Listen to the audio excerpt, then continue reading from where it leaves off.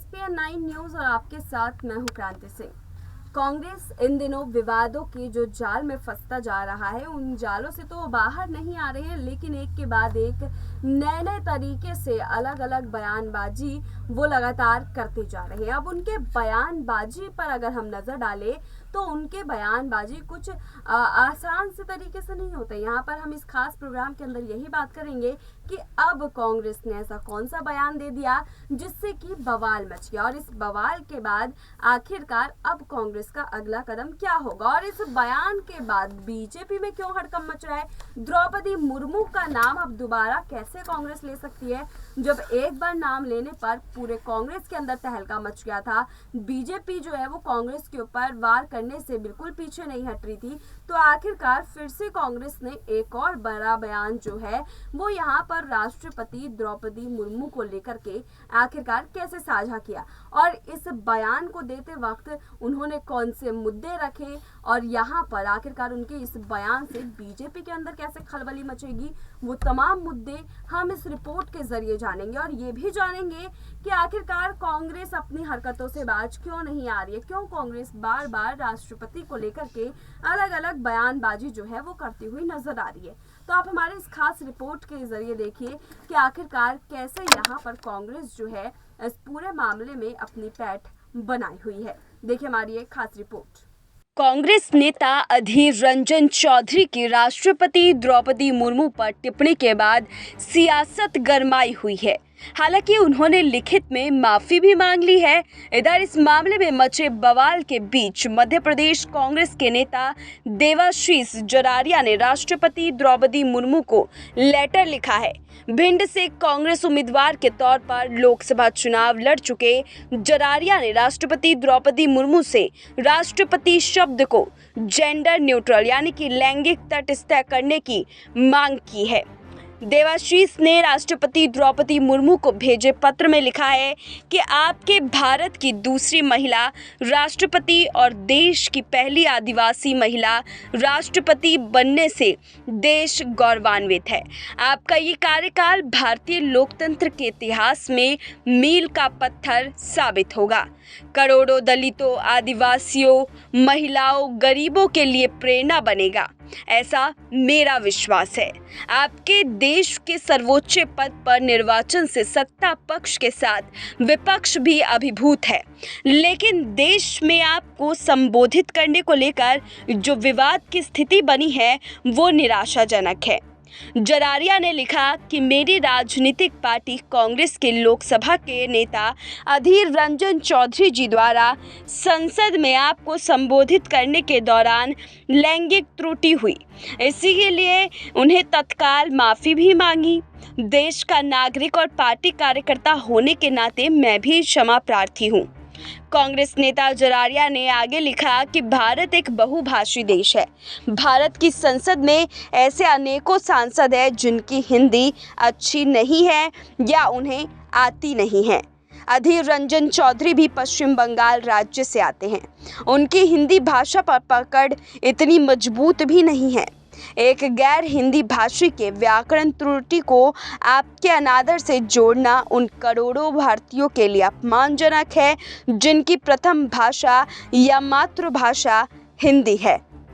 देश के वर्तमान हालातों में मुद्दे जैसे महंगाई, बेरोजगारी से ध्यान हटाकर व्याकरण त्रुटि पर ले जाया जा रहा है।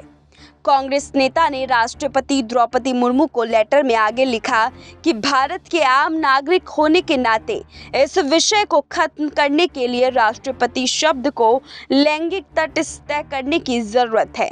विश्व में ऐसे उदाहरण हैं कि जब कोई पद लैंगिकता प्रदर्शित कर रहा हो तो उसे लैंगिक तटस्थ शब्द से बदल दिया गया है।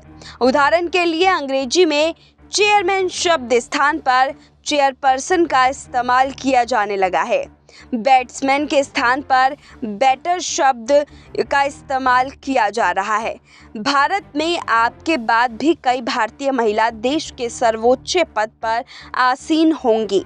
इस बेवजह के विवाद को हमेशा के लिए समाप्त करने के लिए आप स्वयं आगे आएं और राष्ट्रपति शब्द को किसी लैंगिक तटस्थ शब्द में बदल दें।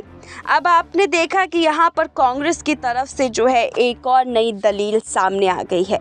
इस दलील के सामने आते ही चारों तरफ भूचाल मच गया। इस भूचाल में अगर हम बात करें कांग्रेस की, तो कांग्रेस के अभी इन दिनों देखा गया है कि उनके एक एक छोटे छोटे बयान जो है वो बड़े स्तर पर घमासान मचाने का काम कर रही हैं। अब इन घमासान के बीच में एक और नया मुद्दा उछल गया है, जहां पर राष्ट्रपति से समान लैंगिक की मांग की जा रही है। अब यहाँ पर राष्ट्रपति की तरफ से क्या प्रतिक्रिया होगी वो तो आने वाला समय ही बताएगा, लेकिन जिस तरीके से कांग्रेस की मांग और कांग्रेस के बयानबाजी इन दिनों देखने को मिल रहे हैं, उससे बीजेपी में खलबली जो है अब वो तेज हो चुकी है।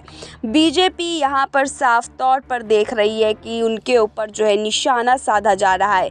अब यहाँ पर राष्ट्रपति शब्द को लेकर के जहाँ पर एक बयान के बाद बवाल शुरू हुआ, उस बयान ने बीजेपी का भी दामन थाम लिया। बीजेपी के अंदर भी लगभग हर तरह से बवाल मचा के रख दिया। स्मृति ईरानी का बयान सामने आया और वहां पर भी इस बवाल ने एक नया रूप ले लिया। लेकिन अब इन तमाम मुद्दों से हट करके कांग्रेस ने एक और मुहिम छेड़ दी है।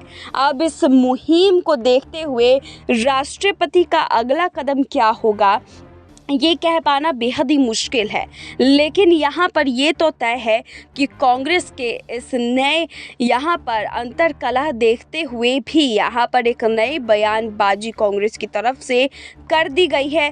बेबाक होकर के कांग्रेस इन दिनों अपने बयान को सामने रख रही है और राष्ट्रपति को लेकर के जहाँ पर कांग्रेस के ऊपर पहले से ही इतने तलवार लटक रहे हैं, इन तमाम तलवारों को काटते हुए अब एक नए उम्मीद की तरह यहाँ पर एक और नया बयान जो है कांग्रेस की तरफ से हाजिर कर दिया गया है।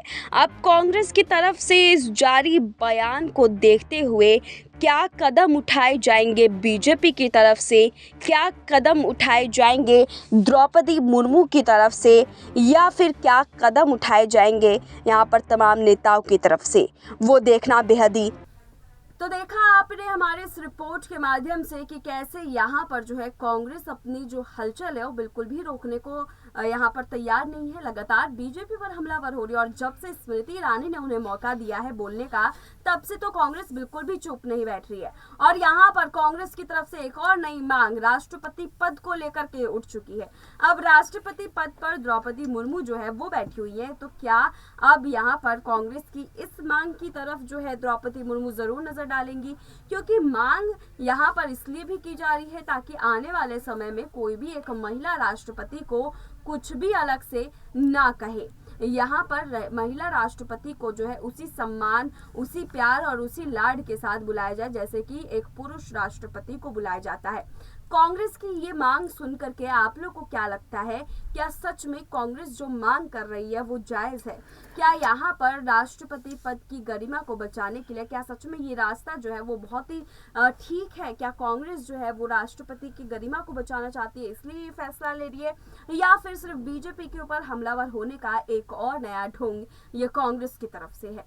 आप अपने तर्क हमें कमेंट सेक्शन में जरूर बताइएगा और ये भी बताइएगा कि आप हमारे इस खास प्रोग्राम के माध्यम से किन मुद्दों पर चर्चा चाहते हैं। क्या क्यों चाहते हैं कि किस मुद्दे पर जो है हम सबसे ज़्यादा खुल करके आपसे बात करें।